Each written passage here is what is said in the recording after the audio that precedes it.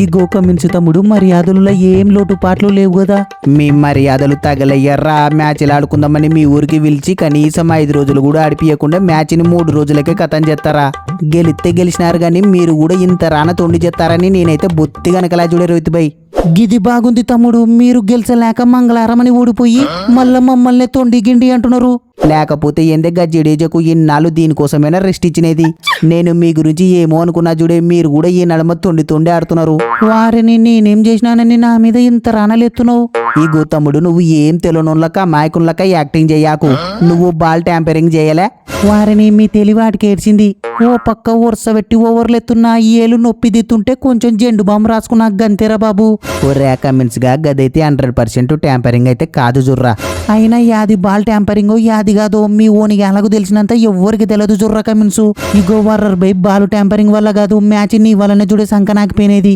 నేనేం చెత్తిన నా మీద అంత రానలెత్తున్నావు? గీడ బాలు జానడు కూడా లెత్తలేదు, గందుకే చూడే ఓడిపోయినది. మ్యాచ్ సంక నాకిపోయినది పిచ్చి వల్ల కాదు చూడే వర్రర్ బై. మన టీం కి బొక్క పెట్టినది నువ్వే. అరే ఇంత సీనియర్ మోస్ట్ ప్లేయర్ వి ఫస్ట్ కొత్త బాల్ ని ఎట సప్పరియాలను గా రోహిత్ కాడికి పోయి నేర్చుకోపో. గా రోహిత్ చూడు ఎంత వాటంగా సప్పరిస్తాడో. యాదవ్ ఒక్క మ్యాచ్ మట్టసంగా ఆడాలని మరీ ఇంత రాన తీసి పడెత్తున్నావు. అయినా నువ్వేం పొడిచినావని చెప్పు. నేనేందో నాలో పట్టు పవర్ ఏందో నెక్స్ట్ మ్యాచ్లు చూపిస్తా చూడు. ఈ గోవారర్ బై రెండో మ్యాచ్ అయిపోయినాక కూడా నీతో గిదే మాట అనిపించకుంటే నా పేరు హిట్ మ్యానే కాదు చూడు. వారం మమ్మ నాకైతే ఇప్పుడు బాగా అర్థమైంది. నువ్వు పక్క 2 మ్యాచ్ రెస్ట్ తీసుకో, మిగతా తతంగం మేము చూసుకుంటాం గాని. కరెక్ట్ చెప్పినావు రకమిన్సు. ఫస్ట్ మ్యాచ్ గాన నన్ను ఆడిపించుకోనంటే కింద మీద పడి గాని గెలిపిస్తుంటే జుర్రా. ఇప్పుడేం కొంపలే మునిగిపోయేలో ఈ తూరి ఆడిపించుకో, భారీ మెజారిటీతో గెలిపిస్తా. ఏందిరా హెడ్డుగా భారీ మెజారిటీ? ఫస్ట్ డిపాజిట్లు వస్తే గదే జాలరా బాబు. గీ ఇండియా వాళ్ళ కన్నా గీ పిచ్చిలే ఎక్కువ భయపెడుతున్నాయి. అవును రకమిన్సు, ఇంతకి గబ్బు అమ్మ ఏమంటున్నాడు? గాబు అమ్మ గిప్పుడేడ దొరుకుతాడే.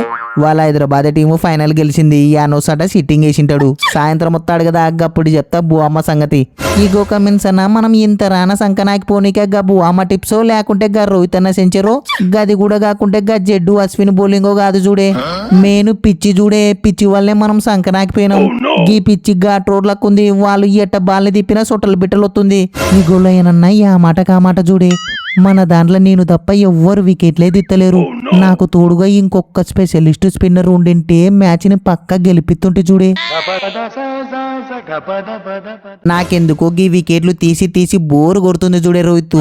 మళ్ళా తూరు కూడా నన్ను బ్యాటింగ్ లో ముందర దూలు సెంచరీ చేస్తా, దెబ్బకు మ్యాన్ ఆఫ్ ది మ్యాచ్ గెలుస్తా. నాకు ఇన్నాళ్ళు అక్షర్గాడు పోటీ అనుకున్నా, కాదు నువ్వే చూడే అశ్విన్ బై. ఏదైతే అదైంది, next match man of the match నువ్వు తీసుకో, తర్వాత మ్యాచ్ నాకు ఇరిసిపెట్టు. ఏమంటావు? చూస్తున్నావా విరాట్ మన ఓనిగాన్లు ఎట్ట ప్లాన్లు ఎత్తున్నారో. వీనిగాన్ల పనే బాగుంది చూడే. బౌలింగ్ లో వికెట్లు దిత్తారు, బ్యాటింగ్ లో 40-50 సప్పరిస్తారు. గిట్టయితే మనం ఎన్ని సెంచరీలు చేసిన దండగానే ఒక్క మ్యాన్ ఆఫ్ ది మ్యాచ్ కూడా రాదు. మనమైతే గేర్లు మరసాలా, ఇంకా టిప్పుకి 2 నూర్లు చూస్తేనే చూడు వర్కౌట్ అయ్యేది. అవునే రోహిత్, నాకు కూడా బాగా అర్థమవుతుంది.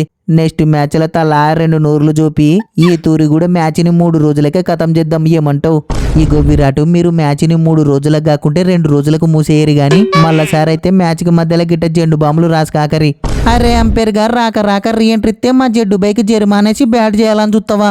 ఇప్పుడే నీ మీద ఫుల్ కసి మీద ఊగిపోతున్నాడు చూడు.